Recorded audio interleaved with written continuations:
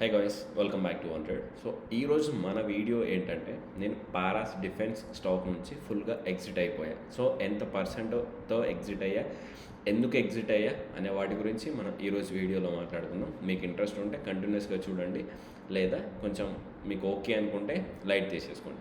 బేసికల్గా దానికంటే ముందు ఒక చిన్న పాయింట్ చెప్తా.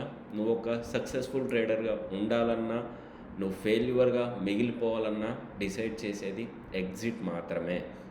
నిన్న ఒక స్టాక్ గురించి డిస్కస్ చేశాం కదా, 1300 నుంచి 55 రూపాయలకు వచ్చిన స్టాక్, లింక్ ఉంటుంది డిస్క్రిప్షన్లో, ఒకసారి చూడండి.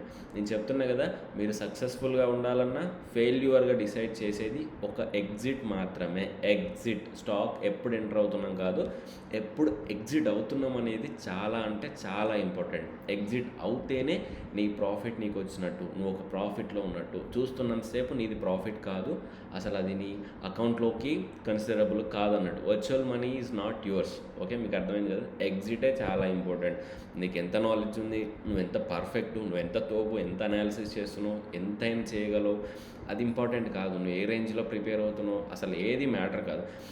ఎగ్జిట్ ఎక్కడ ఉంది? Same in the class, same మనం క్లాస్లో 60 మెంబర్స్ తీసేసుకుంటే 60లో ఒక 10 to 20 మెంబర్స్ క్లాస్లో కూడా పటాపట ఆన్సర్ చెప్తూ ఉంటారు, కానీ ఎగ్జామ్లో రాయలేకపోతూ ఉంటారు. ఎగ్జామ్లో రాసిన వాడికి మార్క్స్ వస్తాయి, ఆన్సర్లో క్లాస్లో చెప్పిన వాడికి ఎప్పుడు మార్క్స్ రావు. నాలెడ్జ్ అనేది separate, the practical is different అన్నట్టు. ప్రాక్టికల్గా ఎగ్జిట్ అయినప్పుడు మాత్రమే. నేను ఎందుకు ఎగ్జిట్ అని ఇన్నిసార్లు స్ట్రెస్ చేస్తున్నా అంటే, ఎగ్జిట్తోనే నీ లైఫ్ డిసైడ్ అవుతుంది.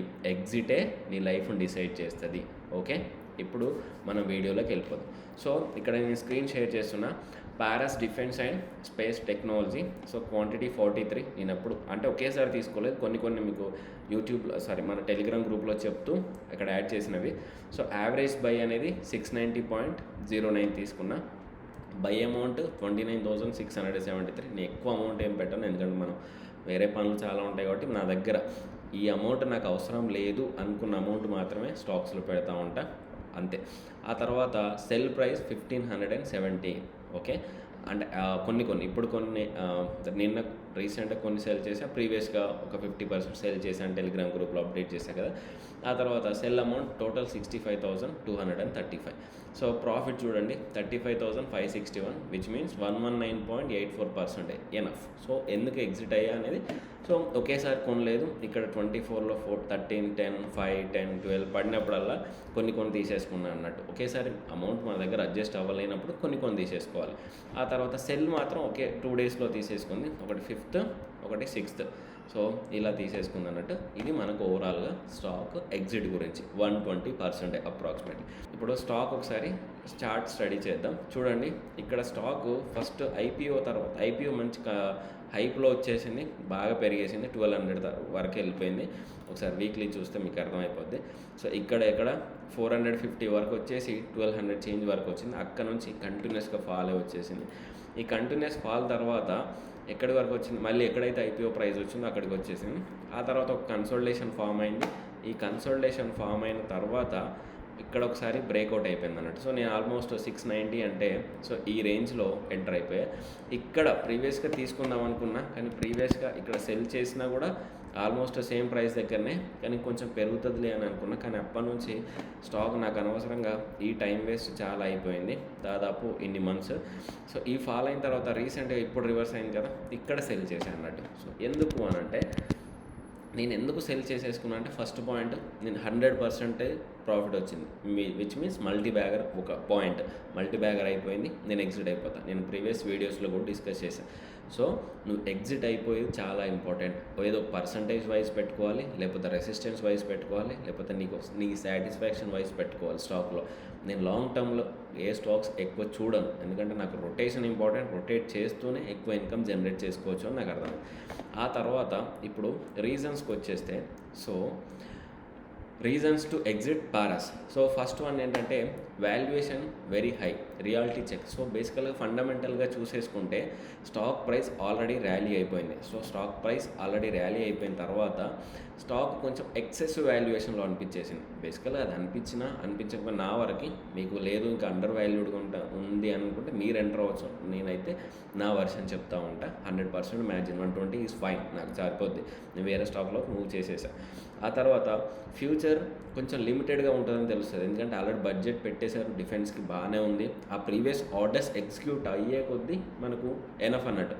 ఒకటి గుర్తుపెట్టుకోండి, స్టాక్ మార్కెట్ మనకు తెలిసినప్పుడు కాదు, ఆల్రెడీ ఎవరైతే స్మార్ట్ మనీ ప్లేయర్స్ ఉంటారో వాళ్ళకి ముందే ఇన్ఫర్మేషన్ ఉంటుంది. ఈ స్టాకు ఎంత వస్తుంది ఇన్కమ్ అని దాన్ని బట్టే పెంచేసి వదిలిపెడతా ఉంటారు.